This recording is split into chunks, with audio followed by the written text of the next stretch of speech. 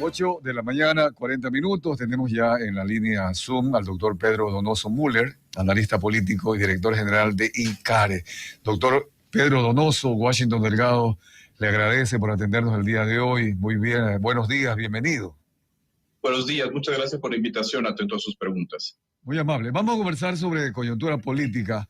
¿Qué opina usted sobre el estilo presidencial de Daniel Noboa, que ha comenzado ya a tomar decisiones, en algunos casos, obvio, por ejemplo, con Verónica Abad, en que se nota que no habría consultado con ella la asignación a Israel? Es decir, un estilo de tomar decisiones. Esto es una forma en que debemos ver los ecuatorianos, aceptar la forma de administrar el país por parte de Daniel Noboa. De alguna manera esto lo hemos explicado aquí a nuestros oyentes.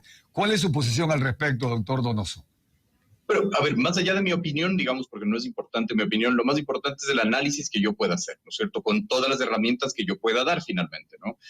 Creo que es interesante ver cómo el gobierno y el presidente Noboa empieza a construir su propia identidad, ¿no es cierto?, a la par de que van sucediendo hechos finalmente, ¿no? Y yo creo, aquí plantearía como tres hechos fundamentales. El primero fue el silencio, ¿no es cierto?, de el presidente Noboa desde la proclamación de resultados, más bien desde el anuncio de los resultados hasta finalmente su posesión. Es decir, sí puede decir mucho, ¿no es cierto?, el hecho de no tener conformado un gabinete, por ejemplo, 24 horas antes, 12 horas antes, 8 horas antes, ¿no es cierto? El segundo hecho es la conformación de un acuerdo en el Parlamento, ¿no es cierto?, para elegir autoridades. Eso también podría como determinar finalmente el cómo podemos configurar esta identidad del gobierno. Y el tercero finalmente es sí podría establecerse un hecho importante, su relación con la vicepresidenta, que ya venía de un tiempo atrás, ¿no es cierto?, tensionante y tensionado, digamos, ¿no?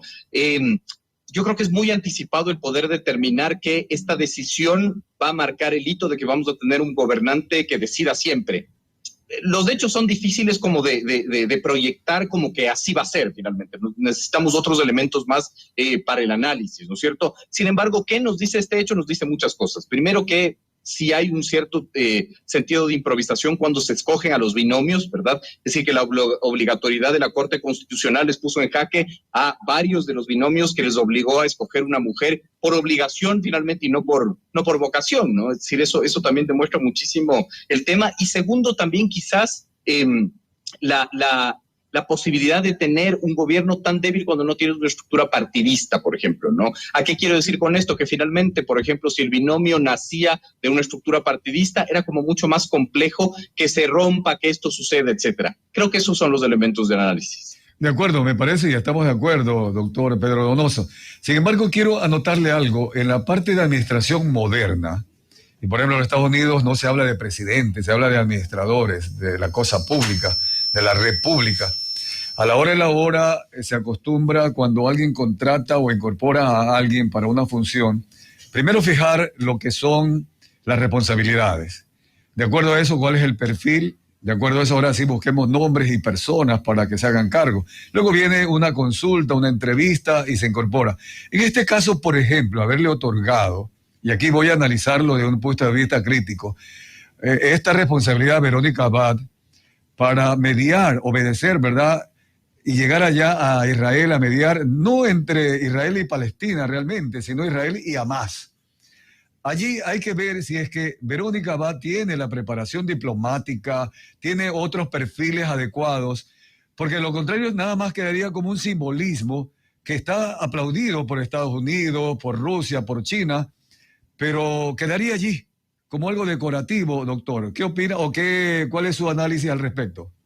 Digamos, mi análisis diría más por no tenemos una explicación profunda de por qué, ¿no es cierto? Y cuando uno no tiene una explicación profunda en la metodología que nosotros utilizamos, se generan mitos, ¿no? Es decir, si nadie nos explica claramente cuáles son las razones de, por ejemplo, haber escogido a la vicepresidenta para que vaya a no sabemos qué hacer finalmente, porque además el comunicado fue como contradictorio, escueto, ¿no es cierto? Si no sabemos cuáles son las herramientas que ella tiene para hacerlo, no sabemos cuál es el apoyo que va a tener de Cancillería, no sabemos cuál es el apoyo que va a tener de un bloque regional, todo eso genera mitos. ¿Cuál es el primer mito que podría generar esto? No digo que así sea, pero que podría generar que quizás a mí me viene a la cabeza, que el presidente se quiso deshacer de la vicepresidenta. Ese es el primer mito que nosotros tenemos. Puede ser cierto, puede no ser cierto, pero cuando el actor, el protagonista, no profundiza en la explicación, se generan este tipo de mitos que te generan otro tipo de dudas, como usted muy bien lo ha planteado. Es decir, ¿qué experiencia tiene la vicepresidenta en estos casos? ¿Cuál va a ser su aporte? ¿Cuáles van a ser las herramientas? Cuando la comunicación es muy escueta, la política finalmente no se profundiza. Y ese yo creo que es el mayor error que he visto, por lo menos hasta ahora, del gobierno de Daniel Noboa, ¿no? Es decir, un silencio que te provoca finalmente mitos. En política y en comunicación, los silencios y los vacíos no se quedan ni vacíos ni silentes. Alguien los llena. La pregunta es quién quiere que los llene, ¿no? Saskia. ¿Qué tal? ¿Cómo está, doctor? Muy buenos días. Otro de los anuncios que hizo precisamente Daniel Noboa el fin de semana fue que derogó justamente el 24 de noviembre el traspaso de la competencia del Quinto Puente, ¿no? Esta obra al municipio de Guayaquil. ¿Qué lectura le podemos dar a eso? Que él decide algo, quizás no lo consultó antes con Aquiles Álvarez, o no hubo una llamada, no hubo un comunicado por interno, sino que lo hizo público. Obviamente esto generó reacciones de parte del alcalde de Guayaquil. ¿Esto puede generar quizás cierta desconfianza ante el gobierno de Noboa o generar confianza? A ver, un hecho nunca te puede generar un absoluto, ¿no es cierto? Es como muy difícil, pero los hechos políticos hay que analizarlos temporalmente, en el antes, en el durante y en el después, ¿no es cierto? En el antes vimos que quizás era una sensación de malestar de parte del gobierno entrante porque el gobierno saliente empezó a firmar acuerdos, contratos, concesiones, ¿no es cierto? Y eso le pareció, digamos, no delicado, y ese pudo haber sido la razón de por qué finalmente toma esta decisión. En el durante toma esta decisión, ¿no es cierto? Vemos la reacción del alcalde de Guayaquil, y esa reacción en el después también genera otros hechos bien interesantes, como por ejemplo la ruptura entre Álvarez y Marcela Guiñaga, por ejemplo, el apoyo de Correa finalmente a Aquiles Álvarez. Es decir, este hecho en sí mismo empieza a generar un malestar político dentro de las filas de la Revolución Ciudadana, pero también, y habría que preguntarse, podría generar un malestar en la relación gobierno-revolución ciudadana. Aún no sabemos cuál puede ser finalmente ese efecto, porque evidentemente el acuerdo que podríamos decir que tiene ADN y Revolución Ciudadana se está expresando o se podría expresar en el legislativo. Entonces, hay que analizar cuáles son los efectos de estos, ¿verdad? Sin embargo, sí, el presidente debería recordar que una de las fuerzas más potentes, o quizás uno de los escenarios más potentes que tiene la Revolución Ciudadana para hacer oposición son los gobiernos autónomos descentralizados, ¿no? En un momento en donde están reclamando rentas que el gobierno de Guillermo Lasso no canceló. Entonces, ese es el punto, es decir, habría que tener mucho más claridad en cuál es la estrategia política en la toma de decisiones, ¿no? Porque parece finalmente que no hay una estrategia política en esa toma de decisiones. Claro, a ver, se necesita voluntad de todos, queremos decir, ¿no? Prácticamente, y partiendo específicamente de las autoridades, en este caso del presidente de la República, Daniel Noboa, definitivamente, en que deben de tener como prioridad el bienestar general, el bienestar de los ecuatorianos. Ahí voy. Sus acciones al momento, bueno, de lo poco que ha sido ya bastante, podríamos decir, tomando en cuenta el viernes, sábado, domingo, sus acciones deben de sembrar esa confianza con todo su electorado. ¿Está generando realmente esa confianza con lo que ha pasado viernes, sábado, domingo? No tengo la capacidad de responder porque necesitaría evidencia científica, ¿no? Sin embargo, lo que usted plantea es muy importante, y es muy importante porque no solo en relación con el gobierno de Noboa, sino en el humor social, en el tejido social, ¿no? La última encuesta de perfiles de opinión de inicios de noviembre, 3 al 5 de noviembre, yo siempre repito esta cifra, sigue manteniendo dos cifras que son bastante preocupantes. La primera, el alto pesimismo. Si bien bajó un punto, quizás por la expectativa del nuevo gobierno, ya no son 9 de cada 10, ahora son 8 de cada 10 ecuatorianos y ecuatorianas se sienten pesimistas del presente. Sin embargo, aún se mantiene la cifra de que 2 de cada 10 confían en el Estado, solo 2 de cada 10 finalmente, ¿no? La confianza es absolutamente clave. Sin embargo, creo que estos hechos políticos son como muy densos para que la población pierda confianza, ¿no es cierto? Es decir, es un tiempo muy corto, aún creo que no es momento finalmente de poder tener grandes conclusiones, habrá que ver en otro tipo de hechos y en otro tipo de actos. Sin embargo, hay que recordar también algo, ¿no es cierto? Parece que 72 horas es muy poco tiempo para nosotros pronunciarnos sobre un gobierno, pero esto es un gobierno de 1 año y 8 meses, en un contexto muy complejo. Entonces, 72 horas en un gobierno de 1 año y 8 meses pueden ser 2 meses en un gobierno de 4 años, ¿no? Es decir, creo que finalmente el escrutinio social y público va a ser mucho más crítico con un gobierno de tan poca duración. Estamos conversando con el doctor Pedro Donoso Müller, analista político, director general de ICARE, sobre las primeras decisiones tomadas por el presidente Daniel Noboa. Y justamente, doctor, aquí la clave es encontrar, como decía Saskia, el impacto que va a tener en la ciudadanía. Y de alguna manera también estamos de acuerdo con usted cuando sabemos que el presidente Daniel Noboa, por su estilo de ser, inclusive esto en los debates lo demostró, él lo ha dicho, que es de pocas palabras, pero de tener sustancia, ¿verdad? En todo caso. Y aquí quiero tocar el tema sobre la decisión de rechazar los acuerdos ministeriales que tomó Patricio Donoso en su último día de gestión como ministro de Trabajo para las contrataciones, especialmente la generación de empleo por horas, etcétera, etcétera. Aquí Daniel Noboa es obvio que está adquiriendo una gravísima responsabilidad de llevar proyectos de reformas laborales a la Asamblea Nacional. Y ahí tendrá que llegar a acuerdos, primero del Partido Social Cristiano, con el que cuenta de alguna forma apoyo en la comisión respectiva, pero luego con Revolución Ciudadana para reformas en las cuales Revolución Ciudadana ha demostrado que no está de acuerdo. Y sobre todo los trabajadores. Hoy día los trabajadores están de acuerdo con Daniel Noboa, aplauden que haya derogado esas decisiones de Patricio Donoso. Pero ¿qué nos deja al país este tipo de decisiones del presidente Daniel Noboa cuando el empleo es tan prioritario?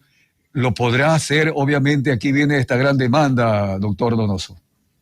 Sí, no, totalmente. Digamos, el empleo es también una de las preocupaciones de la ciudadanía, te lo dicen los cuantitativos, ¿cierto? Sin embargo, era como de manual. Es decir, la torpeza del ministro Donoso, ¿no es cierto?, al emitir esos decretos que además iban a ser declarados inconstitucionales porque no tenían ninguna base constitucional. Era de manual que finalmente esa era la reacción de Daniel Noboa, ¿no? Eso es como lógico. Ahora, con respecto, digamos, a el tema de las reformas laborales, es uno de los temas bastante complejos que va a tener que enfrentar finalmente el gobierno. Y ahí habrá que ver cuál es la relación finalmente de Daniel Noboa a Revolución Ciudadana, como usted muy bien dice finalmente, ¿no? Porque tenemos que recordar que el Partido Social Cristiano preside la Comisión de los Derechos de los Trabajadores y la Seguridad Social, ¿no es cierto? Ahí podría, digamos, tener una alianza. Hay que ver cuál es la profundidad de ese planteamiento de reforma laboral, pero como en todo, ¿no es cierto?, como en los otros temas, el silencio y el vacío sigue estando presente, la incertidumbre sigue estando presente. Yo por lo menos no sé cuáles son las reformas que podría plantear el gobierno o que quiere plantear el gobierno, ¿no? En una democracia madura, lo que deberíamos hacer usted y yo es regresar a ver al plan de gobierno finalmente que presentó ante el Consejo Nacional Electoral el presidente Noboa. Sin embargo, digamos, sus planes de gobierno no tienen sustancia, ¿no es cierto?, no son profundos, no te dicen mucho, hablan del qué y no te hablan del cómo, entonces vamos a tener que esperar. Pero aquí la característica es cuánto tiempo está sujeto la sociedad ecuatoriana, esta sociedad altamente pesimista, desconfiada en el Estado, con alta desconfianza interpersonal, ¿cuánto tiempo estás dispuesta a aguantar más incertidumbre? Esa es la gran pregunta. Es decir, si bien, digamos, el presidente tiene una personalidad, o así podríamos creer, que es de pocas palabras, eso no quiere decir que el gobierno sea un gobierno de pocas palabras. Son cosas distintas. Claro. El gobierno tiene que tener su propia identidad y el presidente tiene su propia identidad, es evidente. Pero, y aquí viene una frase que a mí me gusta mucho de Bruno Latour, que era un sociólogo supremamente importante en Francia. Él dice, los hechos no se defienden solos, hay que salir a defenderlos, ¿no? Es decir, no porque un joven es presidente, este gobierno puede ser un gobierno joven, no necesariamente. Es en los hechos, finalmente, cómo se caracteriza esa identidad. La gran pregunta es, ¿cuál es la identidad del gobierno de Daniel Noboa? Aún no lo sabemos, está en construcción, pero no tiene mucho tiempo para construirlo. Saskia. Doctor, precisamente retomando sus últimas palabras de la juventud, ¿no? Ya está conformado justamente el gabinete ministerial, ya se dio la foto oficial el fin de semana y vemos una mezcla, ¿no?, de rostros nuevos, pero también de mucha experiencia técnica por otro lado. ¿Cómo puede aportar esto al país? Porque es verdad, se ha generado una serie de reacciones, de cuestionamientos al decir, no, pero es que son personas muy jóvenes, tenemos una ministra de Ambiente de 26 años que no tienen trayectoria política, pero ¿hasta qué punto esto puede aportar esta mezcla, ¿no?, de juventud con experiencia técnica? De todo lo que le planteaba, ¿no es cierto? Es súper interesante porque si nosotros regresamos a ver a los cuantitativos post-elecciones, por ejemplo, Clima Social hizo una encuesta bien interesante post-elección, ¿no es cierto? Y preguntaban a sus encuestados, ¿por qué usted votó por Daniel Noboa? Y el 53.2% se respondía porque es lo nuevo, ¿no? Entonces, es interesante primero entender cómo el electorado está conceptualizando lo nuevo. ¿Qué es esto de lo nuevo? ¿Qué quiere decir lo nuevo? Porque finalmente, si hacemos una radiografía política, Daniel Noboa no es lo nuevo. fue asambleísta, viene de una familia con linaje político, es decir, lo nuevo no es, ¿no? Sin embargo, hay que entender qué es lo que el electorado piensa como nuevo. ¿Por qué le estoy diciendo esto? Porque no necesariamente poner jóvenes con poca experiencia puede representar lo nuevo, no necesariamente. O no necesariamente poner personas con una trayectoria pueden representar lo viejo finalmente. Todo depende de cómo se posesiona esa gestión. Es decir, lo nuevo tiene que estar planteado en hechos, no en actores y no en rostros, finalmente, ¿no? ¿En qué puede aportar? Esta mezcla puede aportar mucho o puede aportar poco, ¿no es cierto? No podemos hacer análisis de lo absoluto, finalmente, ¿no? Mucha gente dice, es que si estos jóvenes no tienen experiencia, regresemos a ver lo que fue el señor Fernando Santos Alvite. Muchísima experiencia y un desastre de ministro, ¿no es cierto? El Ministerio de Energía en el 2023 ejecutó el 30% de su presupuesto. El 30%. Ahí está la respuesta de los apagones. Entonces, ¿qué quiero decir con esto? Juventud no necesariamente es frescura, y años no necesariamente es de experiencia. Vamos a tener que utilizar la gestión como, digamos, el elemento natural del análisis, finalmente, ¿no? Doctor Pedro Donoso, una última inquietud, y esto ya en un término macro político, algo global, y la ciudadanía que nos está escuchando, es obvio, está a la expectativa de todos los detalles que hemos hoy día conversado con usted. Daniel Noboa manifestó en los Estados Unidos que él aspira llegar a una reelección en el año 2025. Es obvio que esto deja ahí de algo como una consecuencia el pacto con el correísmo y el pacto con el socialcristianismo, hasta qué punto lo van a apoyar para que él sea reelecto, salvo que alguno de ellos lo coopte y diga, tú vas a ser mi candidato para el 2025, lo cual no sé si Rafael Correa o el caso de Jaime Nebot puedan tomar esa decisión. Pero vamos a lo que la ciudadanía hoy que nos está escuchando está pensando. Ejemplo, el tema de la derogatoria de la tabla de consumo, de mínimo de droga, le podría dar beneficios electorales. El tema de que si realmente él inicia la construcción del quinto puente aquí en Guayaquil, imagínese, para que se beneficien tantas provincias del Ecuador, etcétera, etcétera. Bueno, varios asuntos, y resuelve el tema laboral y sobre todo el tema de seguridad. ¿Cómo ve usted esta perspectiva con estas 4 decisiones que ha tomado Daniel Noboa y que él adquiere más responsabilidades, que está diciendo yo soy diferente a otros presidentes, yo sí hago las cosas a mi estilo? ¿Cree usted que él está comenzando con buen pie en ese tipo de aspiraciones para una reelección? Yo creo que finalmente aún es muy pronto para determinar aquello. El punto es que de una u otra manera se está viendo que quiere construir su identidad. ¿Por qué soy tan reiterativo en el tema de la identidad? Porque la identidad es clave finalmente, ¿no? Es decir, uno de los fracasos mayores del gobierno de Guillermo Lasso es haber sido un gobierno que no tenía identidad. No sabías qué tipo de gobierno era, ¿no es cierto? Nosotros creíamos que era un gobierno liberal. El momento en que ganó, uno de los primeros decretos que firmó fue el borrón de 1.7 millones de deudores de registro crediticio. O sea, una decisión solo tomada por Correa y por Moreno, finalmente. Es decir, tenía estas contradicciones, ¿verdad?